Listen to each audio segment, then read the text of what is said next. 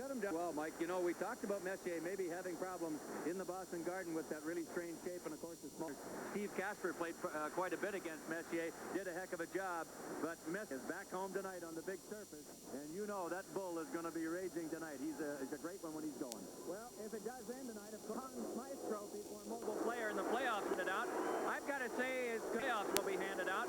I've got to say it's going to be Wayne Gretzky. Who do you think? Gretzky, I think, has to get the lead. He's been fantastic throughout the playoffs. He's got 10 points in this final series. He's on the verge of an assist record. He's got 29. He's got the record now at 30.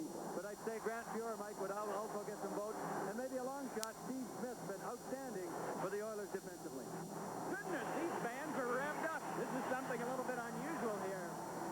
It was a garden party a couple nights ago. It also became a nightmare on Causeway Street. This may be happening all night long, and the party continuing past midnight, Tom. Yes, it could, Mike. These fans are as loud as I have ever heard them. Why? Well, because one thing remains the same from Tuesday night in Boston. The Stanley Cup is in the Boston Garden Tuesday. The Stanley Cup is in the Northlands Coliseum tonight. And Wayne Gretzky and the Edmonton Oilers are going for it. Their fourth cup in 5 seasons. Will they get it, or will we return to Boston on Saturday? We'll find out in a moment. Blue. Labatt's blue. Blue heaven. Smooth. Crisp. Labatt's blue. Imported beer from Canada. Labatt's blue. Yeah.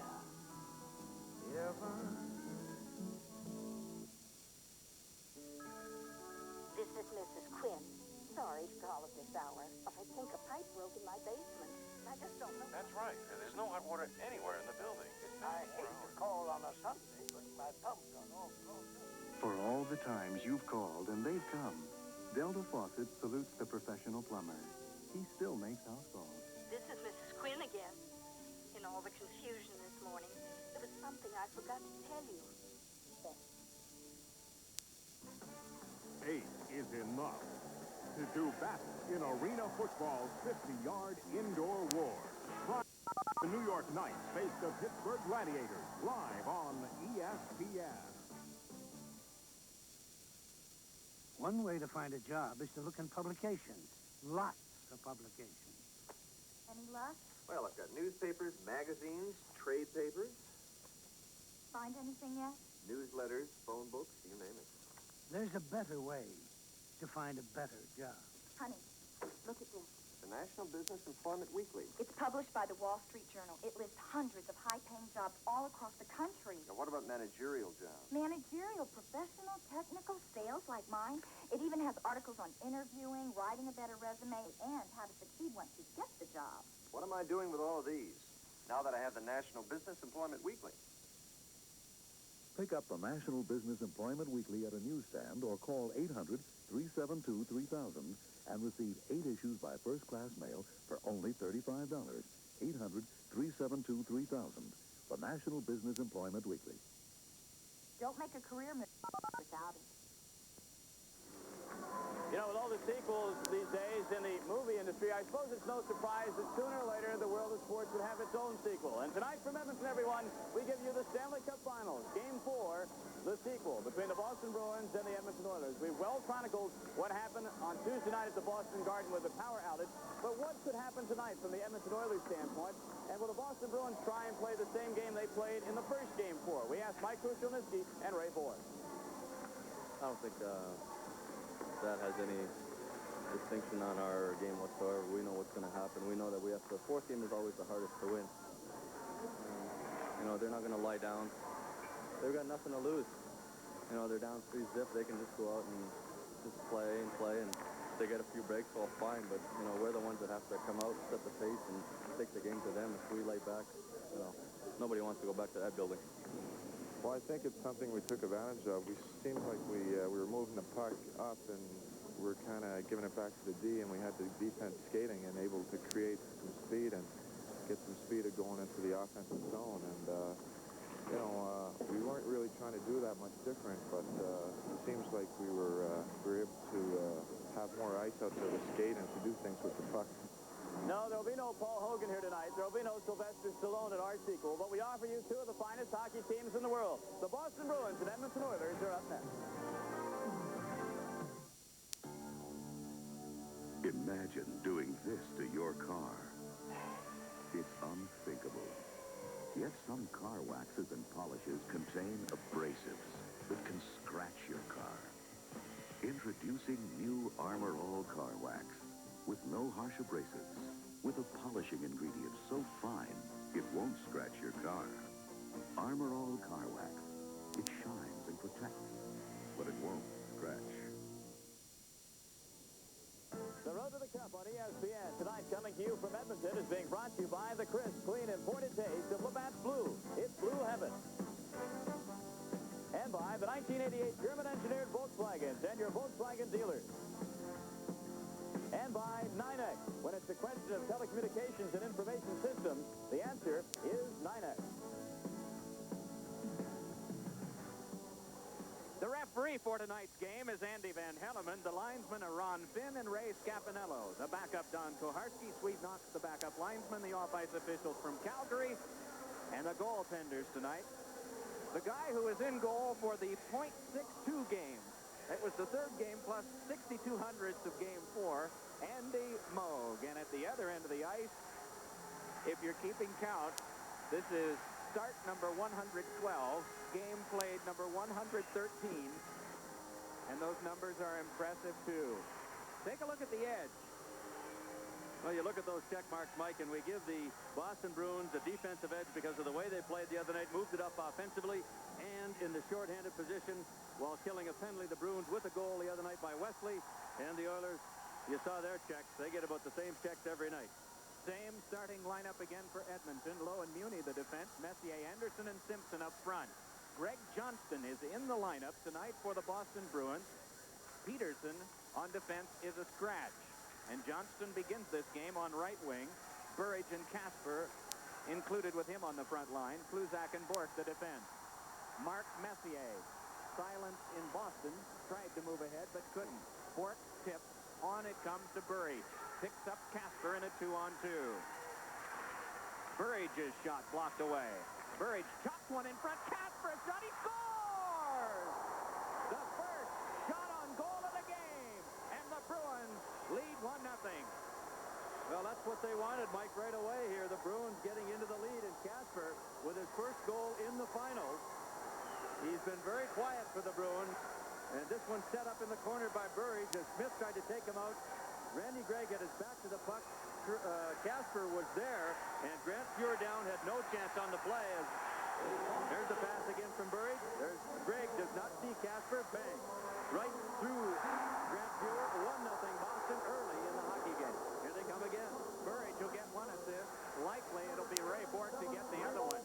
Steve Smith pursued on the play by Janney, and the puck comes back to Wayne Gretzky. Gregg to Curry. Taken by Neely. Then on to Telvin, back in the lineup tonight for the Bruins. Joyce watched by Smith. Puck fed to an empty point as the Bruins are changing to bring out Bork and Kluzak. Ray Bork's pass rattles off the boards to Joyce. Taken out by Gregg. Steve Smith for Edmonton. Gretzky would have been across the second line, and so he cannot take this or play will stop. It does, and back near Grant Fuhr it'll come. With 1:33 gone in the first, and the Bruins up 1-0. It was Burridge and Bork getting the assist on Casper's 6th of the playoffs and 1st of the final. Smart play right there by Andy Moog. He recognized the icing play, and if Gretzky touched, it would have been whistled back, and he just let it sit there. One more time, we'll look at the goal. As Burridge charges into the corner, Burridge took the original shot off Steve Smith and just beat him to the puck. And there's Casper all alone, right underneath the trapper of Grant Fuhr. And if you could have written a script, if you were the Bruins, that's what you'd want. Of course, in the other game 4 the other night, Glenn Anderson scored 10 seconds out of the gate for the Oilers. Of course, in addition to the wonderful game, we're proud to tell you the super slow-mo and, of course, the Panavision camera is in place underneath the center ice scoreboard. Those exclusives of ESPN and the coverage of the game tonight.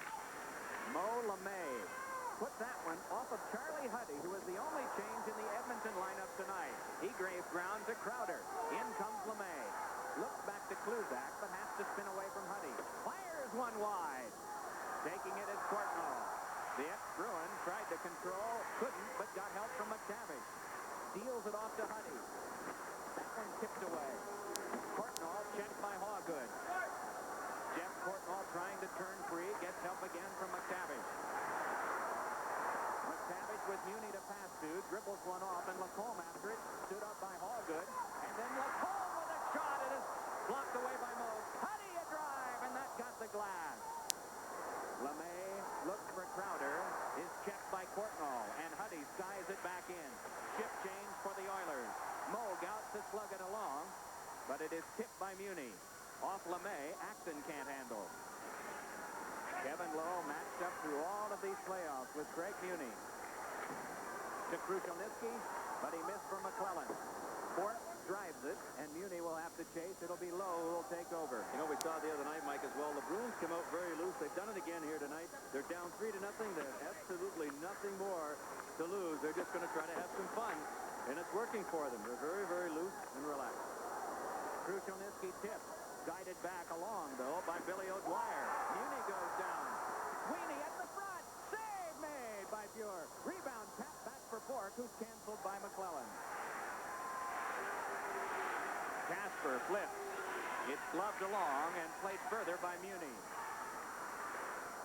Good point, Mickey. Boy, you can really see the difference in these Bruins, especially when you compare it with Game 1 when they first came in here. They really look tight. Centering pass is tipped. Taken by Burridge. Cannot outreach Mark Messier. Smith plops one near the Glenn Anderson corner, but Ray Bork will be back first. There'll be a penalty coming up. And as Bork touches, then the stick of Glenn Anderson comes up, and Andy Van Hellemond may take them both. There will be at least a Bruin going off. 16:05 to go in the first. Bruins 1-0. That 33 on that ball. Rolling rock, please. That was the number of John Rooster Thomas. Great outfielder. Oh, come on. Hey, wait a minute. One day we'll take extra fielding practice. That big tarp came crashing down. Pancake City. So, in memory of John, they put his number on the back of their bottles. Hey, he did drink a bit of their beer, so they kind of owed him a favor.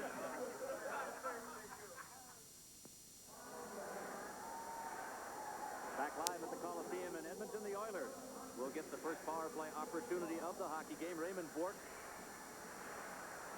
sent off by Andy Van Hellemond. The Oilers so far in the series 6 for 20.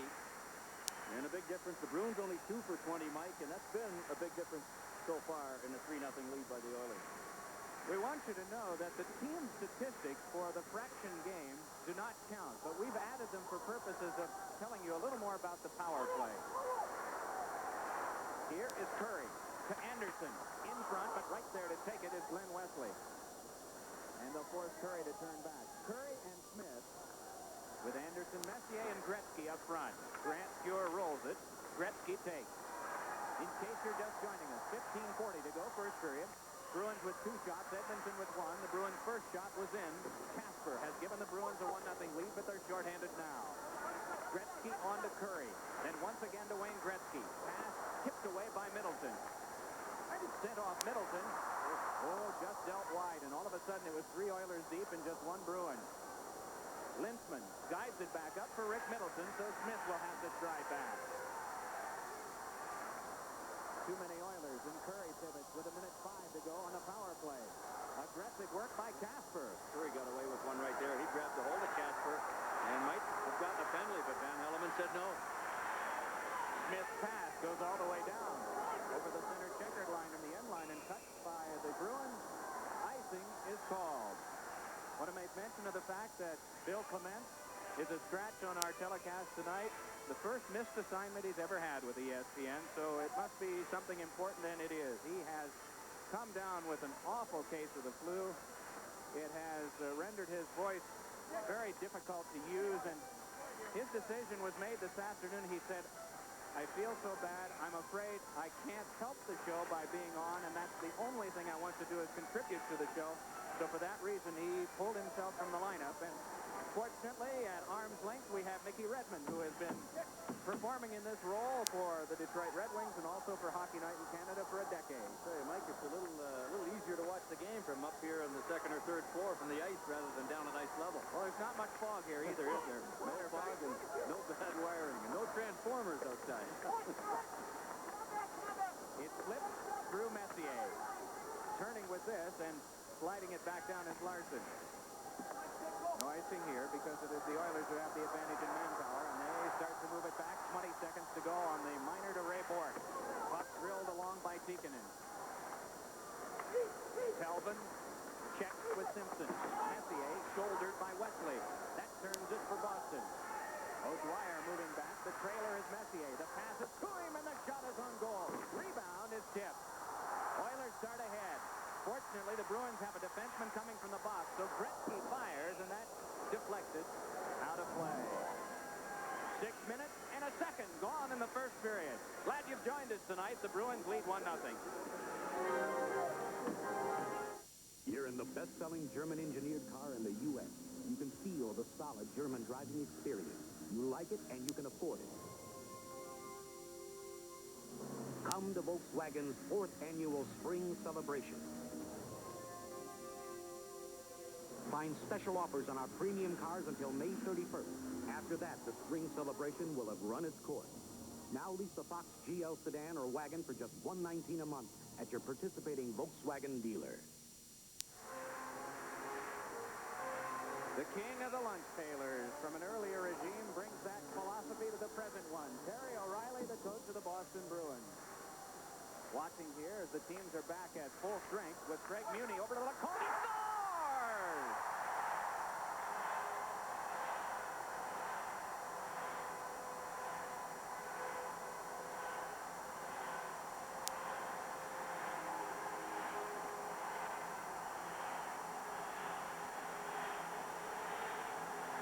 Mike, we've talked so many times about the importance of face-offs. The Oilers won this one, and Lacombe just let that shot go very quickly. He didn't even have time to drop his head, stop skating, and I don't think Andy Moog expected him to shoot from the bad angle so quickly.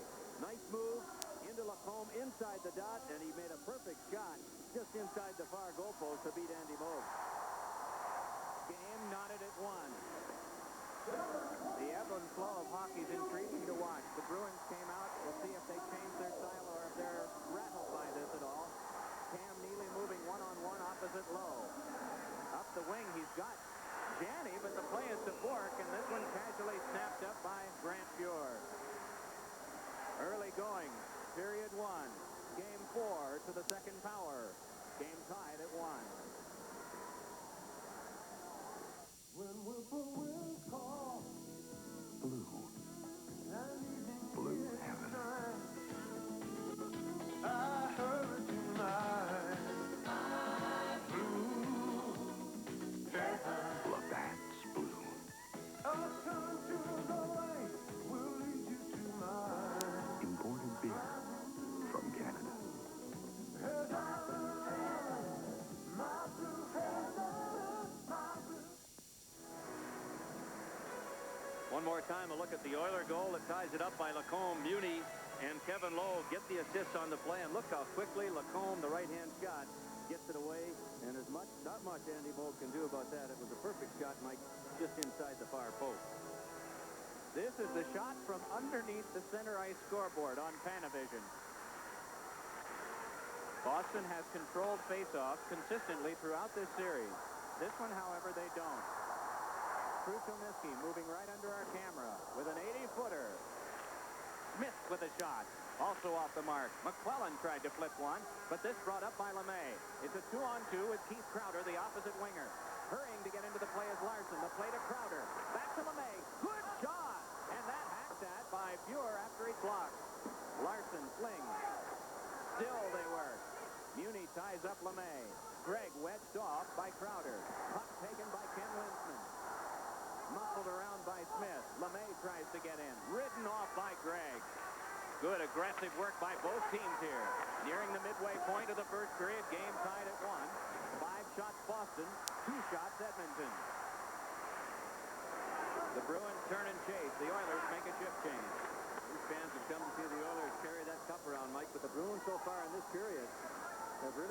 pounding on the Oilers and beating them to the loose pucks here in the first 8 minutes. Did you have an indication from talking with the Bruins this morning that this would be what they do? They seem pretty down, actually, that they, boy, everything's going wrong for us, and we're going to come back here into this place and try to fight them here. They're not playing like it's all. McSorley angles and Wesley takes, but this is McSorley driving it long for Wayne Gretzky. Kelvin tries to shake free from Yari Curry, but can't. Help had to come from Johnston. Tikkanen goes back with 11:40 to go in this opening period. Edmonton, in case you've just begun to follow this series, took the first 3, and the next game ended in a tie, shortened by a power failure. And speaking of power, the Bruins will get a power play, and again, the most frequent guilty party of a minor penalty in this series, Edmonton Tikkanen goes to the box. 11:30 to go first period, knotted at 1. You're in the best-selling German-engineered car in the U.S. You can feel the solid German driving experience. You like it, and you can afford it. Come to Volkswagen's 4th annual spring celebration. Find special offers on our premium cars until May 31st. After that, the spring celebration will have run its course. Now lease the Fox GL sedan or wagon for just $119 a month at your participating Volkswagen dealer. That's a Tikkanen in the box for the Edmonton Oilers. There is the reason right there. The Bruins again, Burridge jumping on a loose puck. Johnston going for the front of the net, Mike. And Tikkanen's got to haul him down or he's going to be one-on-one with Grant Fuhr. Bruins are skating. It's paying off for them. For the short-handed Oilers. McTavish had been checked off, and now you see Messier surrounded by black and gold, and a splendid bit of play here. Hands it back to Lowe. So, Mike, you're talking about the Bruins' attitude. You don't have to look too far to know that the Boston Bruins will come out and give everything they've got, whether they're down 3-0 or not, starting with Mr. O'Reilly behind the bench. They're a very proud bunch of people wearing that uniform, and they're going to play their hearts out here tonight no matter what happens. Janney pokes it back. There'll be a penalty coming up to Edmonton. Kluzak turns it over to Neely. Bruins should give it up. Kluzak a shot. That's off Messier. Got to give it to Edmonton and get a 5-on-3 with more time, but the Bruins don't. Now it's touched by McTavish. They had to go through probably 15, 18 seconds, Mike, and that's valuable time that they could have had a 5-on-3 situation. The delayed penalty in progress with Van Hellemond. So we'll return. It's a 1-1 hockey game. Like a lot of business people, I thought all insurance companies were the same. Believe me, there's a world of difference out there. I know. Because thanks to the Hartfords, we survived the kind of fire that would have wiped out most companies. But with the Hartford's people behind my business, we met payroll. We got back on our feet. So please, don't tell me all insurance companies are the same. They're not. When you need us most, we're at our best. The Hartford.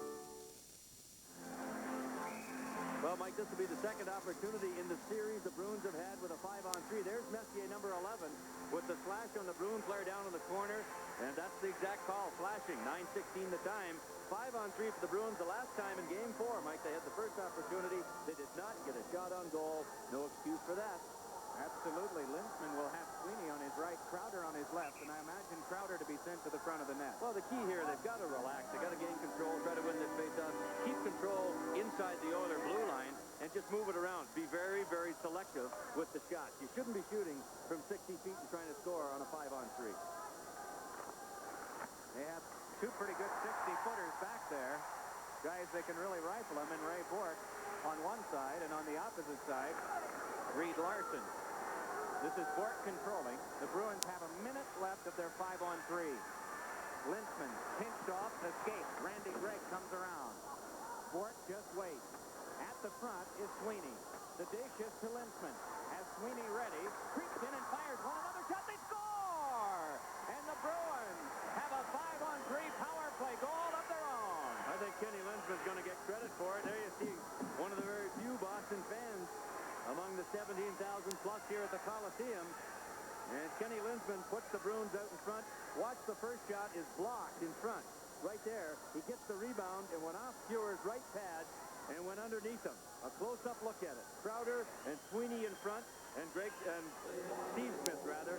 There you see Acton with his stick in the road. But Lintzman followed up, got his own rebound, and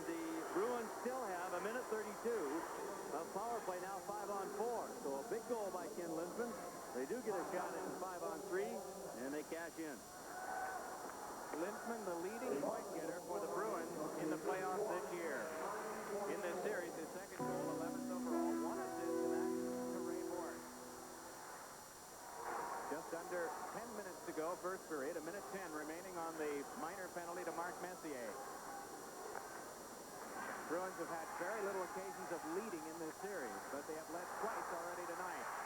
Yari Curry breaks it up. Starts on with Smith. The play is over to Gretzky, and because the puck did not precede every Oiler, offside is called. Good call right there by Ray Scapanella at the line. As you look at number 99, Wayne Gretzky, he's 1 assist shy of his own record of 30 assists in a playoff year. He was 29 coming into tonight. One more time, we'll show you the goal by Ken Lindsman as Craig McTavish gets a little bit of a workover. Jurgen Mertz, the massage therapist, little neck cricking there perhaps. McTavish went down very heavily. When Kekkonen was in the box, he was killing a penalty. It is Pelvin from the faceoff with 50 seconds to go on the Bruin power play. Scott from Neely got that neck a little bit out of joint. Oh, yes, right on the near glass, wasn't it? Here is Lindsman, feeding to Crowder. Pass for Sweeney, deflected, but it's recovered by Pelvin. Wesley, angled for Sweeney. Then it's off to Crowder. Flips to Lindsman. Sweeney at the front, can't get it to him. Puck to the back to Pelvin. Fires one, tipped high. Curry tipped it off Sweeney. It's followed up by Lowe, and ahead to Gretzky, one man back. That's Pelvin. Gretzky bullets one, and Andy Moog right there. A dozen seconds to go on the Bruins power play. Sweeney hands over to Greg Johnson. Eyed up by McSorley. The play comes to Casper. Burry keeps it alive, but it must be at center ice. And out of the box, Messier. Kluzak dumps. Johnson helps it along. And Charlie Huddy is back to get it. Huddy's pass is on for Krushelnyski. Tipped from him. With Huddy in the lineup tonight, Jeff Bukaboom has been scratched. Huddy hurt in the Detroit series. McSorley drops it in. Barreling check by Messier on Johnson, but Johnson gets the puck. Oh, and he just missed for Casper. This will be an icing call. It's fun to talk about what if, Nick. Remember that book, What If the South Had Won the Civil War? I just wonder what the Bruins' attitude would have been had they won Game 4 and be coming in here for 5 right now, as you saw that stiff check by Messier. Well, I tell you, they didn't want to be embarrassed by going out 4-0. They were in their own building. They felt they had a good game going. They had the defensemen up in the offense and getting things opened up. And they felt that they could have won the other night. They could have come in here, put a game plan together, try to execute it, and if you will, steal one. There's no such a thing, but that's the way they like to term it in hockey. And then you're going back home for Game 6. We know we can win in the Garden. And then a Game 7 back here would have been anybody's game. But all of a sudden, that's all gone by the wayside. And they've got to start that long trek by winning here tonight. They've been doing well, shift by shift in this first period, which has 8:10 to go in it. Boston ahead by a count of 2-1. Grant Fuhr sets it up for Steve Smith. The forechecker is LeMay.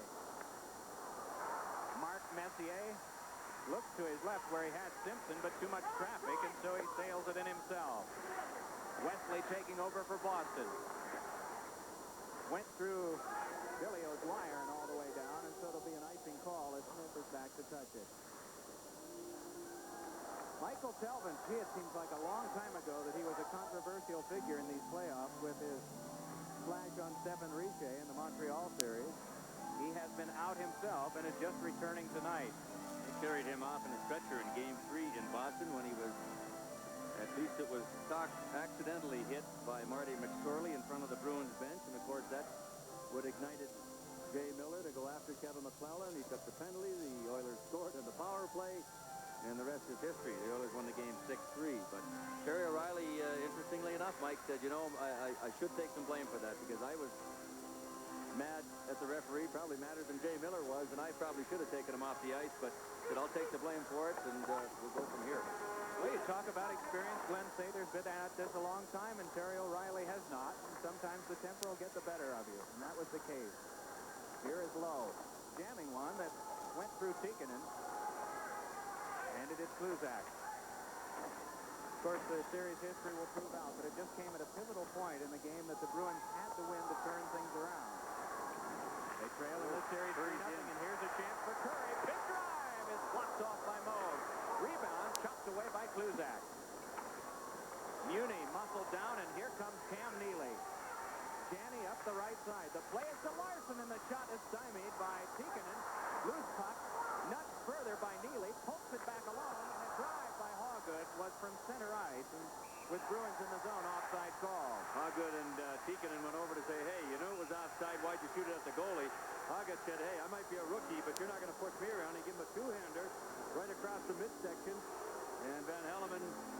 chooses not to call it or didn't see it, one or the other. Young Hogwood, Mike, looked awfully confident out there. Stepped in there the other night in Boston, led the offense. A year ago, he had 123 points in Kamloops in the Western Junior League. He's certainly no stranger to the offensive zone.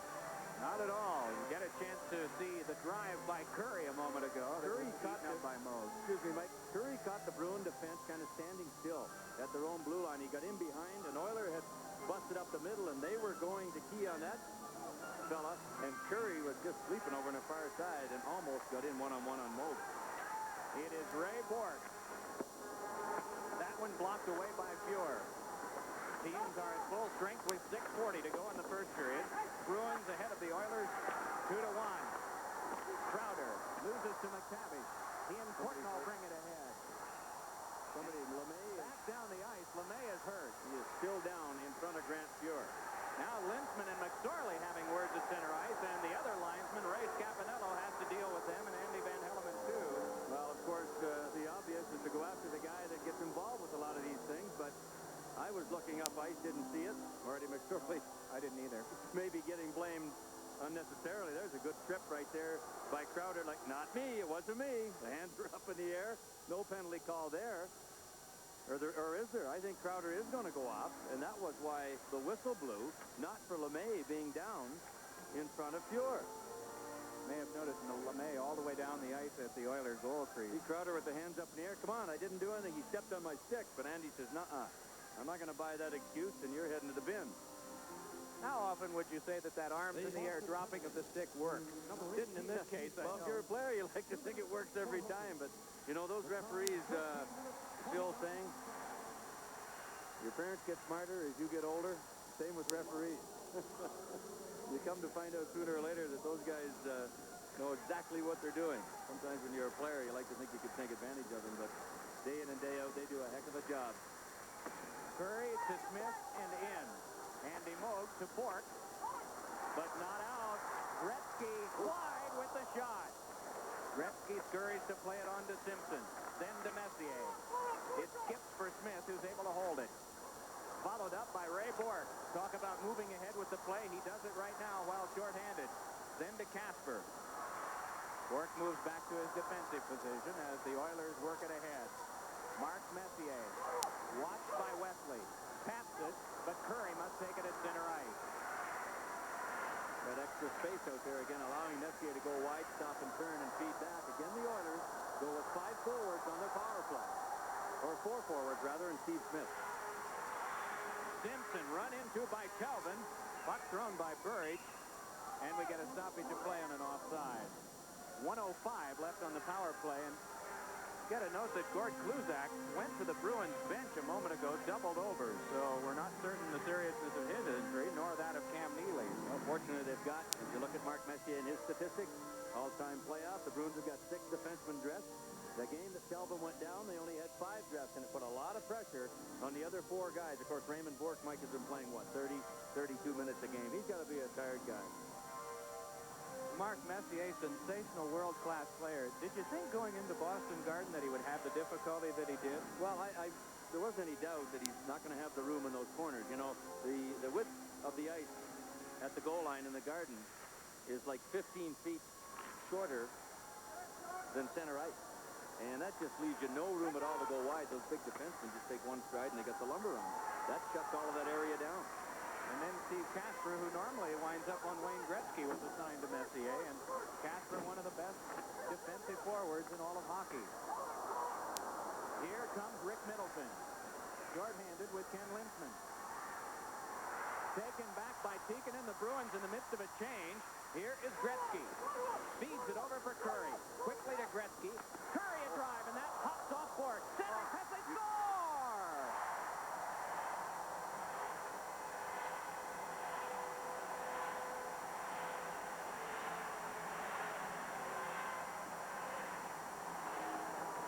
It doesn't matter how, just how many. Well, Mike, it's just one of those things. You get the break. Curry's shot went off the Bruin defenseman.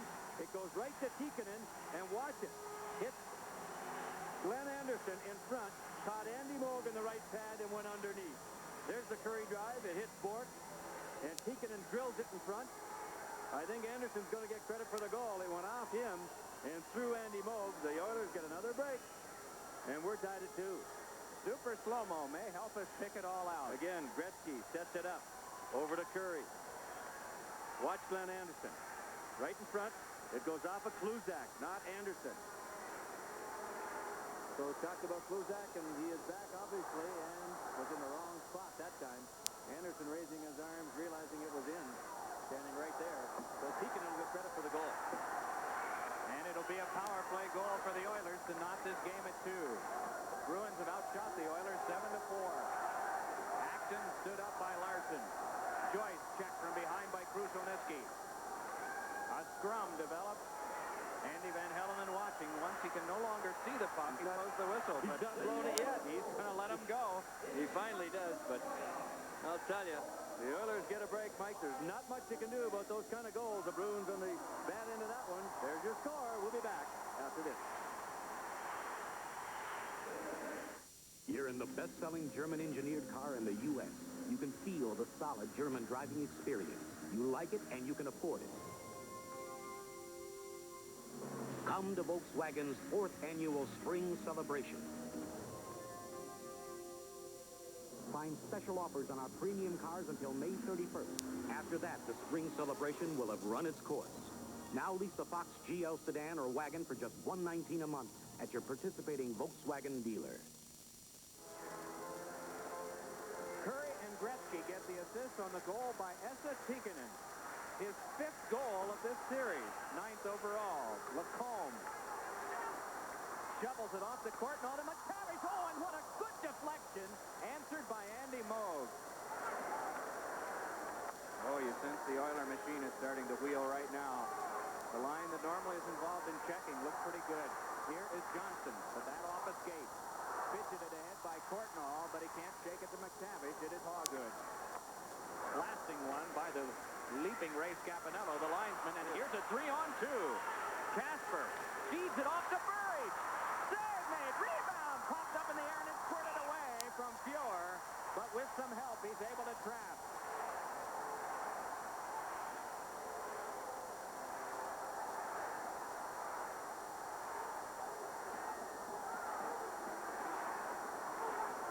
We'll have a look at that one, Mike, one more time. Good opportunity. The Bruins take advantage of it, make a good play to Burridge.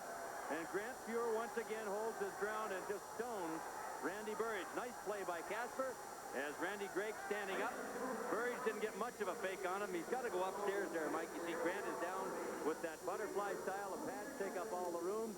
But the only place he had to go is you see Steve Smith corral it back into Fuhr. Maybe if Burridge goes high, he's got some room over top of Fuhr. But, you know, before, the Bruins were not getting those opportunities. They were kind of messing up their 3-on-2s and 2-on-1s and not getting shots. But tonight they are. And in game 3, game 4, they were. The first game 4. You know, it's hard to know how to refer to all that. 4-4A, or what are we doing? We're calling it game 4. I know that one source from the NHL today had said, well, it's really game 5. Game 4 would be the extra one if they tack it on to the end.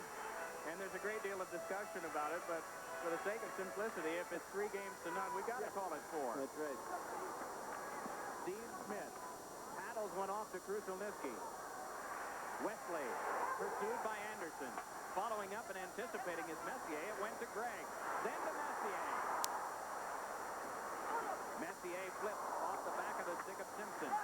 Kelvin worked on by Simpson, puck to Middleton. And it is the Oilers regathering with Anderson throwing to Smith. 3 minutes, 5 seconds to go in the first period. Casper and Linsman have scored for Boston. Lacombe and Tikkanen for Edmonton. Glenn Wesley, 19-year-old defenseman.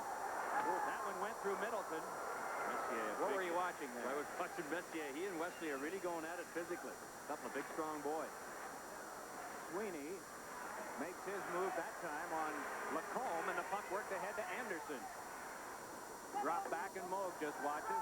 Kluzak back in the Bruins lineup after appearing hurt 3-4 minutes ago.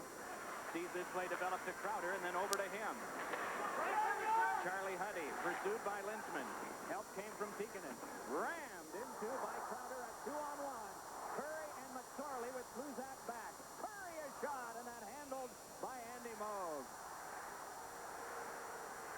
Still tied here.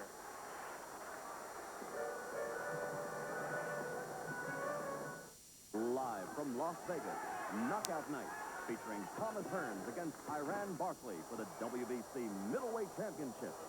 Knockout Night, a pay-per-view event Monday, June 6th. Call your cable operator and order today. Back live at the Coliseum in Edmonton, 2:13 to go in period number 1. The 2-2 tie. Here's the latest collision between Messier and Wesley. That time Mike saw him coming and got the shoulder out. Back at the other end, Crowder takes a run at the feisty Tikkanen. So both teams using the body in the offensive zone. Greg Shanny, number 23, to take the face-off with Gretzky. It's tapped for Gretzky. Takes out Kluzak and pumps one along that is handled by Janney. Janney has Joyce on his left, Neely on his right. And the puck swung back out.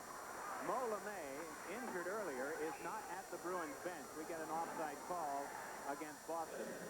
Stopping the clock with 1:55 to go, and Mo needs to get a new stick. He had broken his goal stick, and Kluzak knew that. And that was an obvious icing call or an offside. People are wondering, why did he do it? Well, Andy Moog had snapped his goal stick right in 2 pieces and got a new piece of hardware. Charlie Huddy back in the lineup after the injury in a collision with Tim Higgins in the Detroit series. They tell me, Mike, they had to operate on his leg. He had a very severe, no pun intended, Charlie horse. And they took out of there, if you will, a couple of handfuls of something. It could have been a very, very serious injury if they hadn't have operated. What was it? Build-up of water and blood and so forth? The whole, whatever they called it, I'm not sure. I got you. But they had to cut him and go in there and take a lot of matter right out of that leg. And finally, he's back. He's not 100% timing and condition-wise, but his leg is back to normal. Remember, Mickey, when you played, and that wasn't that long ago, anytime a guy had a knee injury, it was a cast. Oh, yeah, without a doubt. Now they've got the modern methods to go in there with the orthoscope, and they're back within a lot of those serious injuries even in 3-4 weeks. Here is Lowe, got a man in front, and Curry saw it go right in on goal. Andy Moog making the play.